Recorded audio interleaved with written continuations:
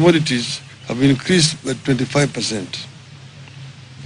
As the economy has suffered, another grand betrayal of dreams and aspirations of our country has unfolded silently in the education sector.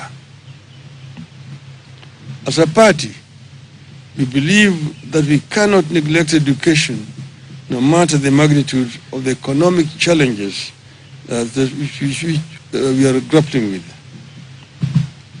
We believe that if we are not to spend just one, if we are to spend just on one thing, it should be education. In 1 year, Kenya Kwanza has thrown the education sector into a deep financial crisis. In public, Kenya Kwanza administration continues to talk about free education. The reality in our schools and homes across Kenya is that education is no longer free, either in primary or secondary schools.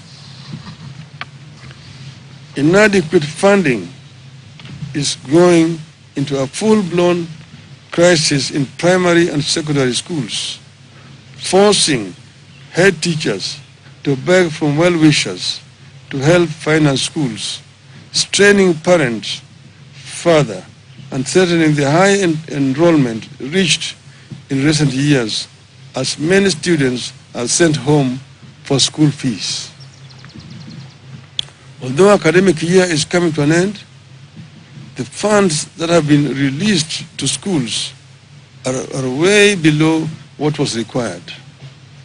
In some of the schools, the government has disbursed as low as 15,000 shillings for a student population of 400.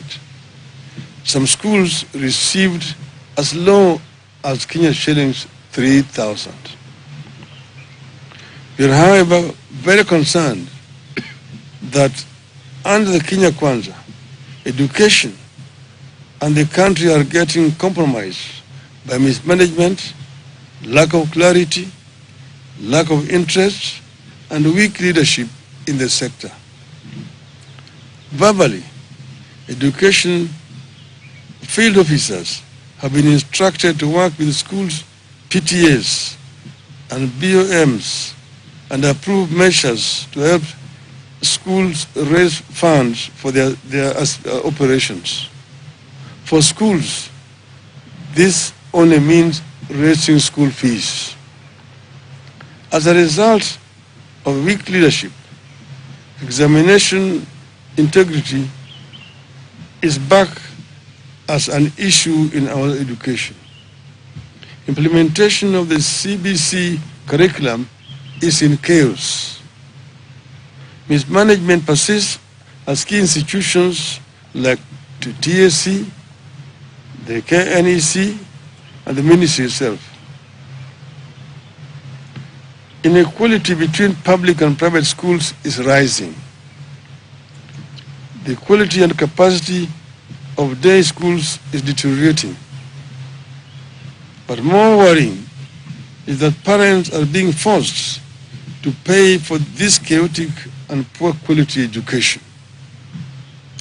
In the first 1 year under Kenya Kwanza, the cost of education has gone up by 225%, but the quality is not guaranteed.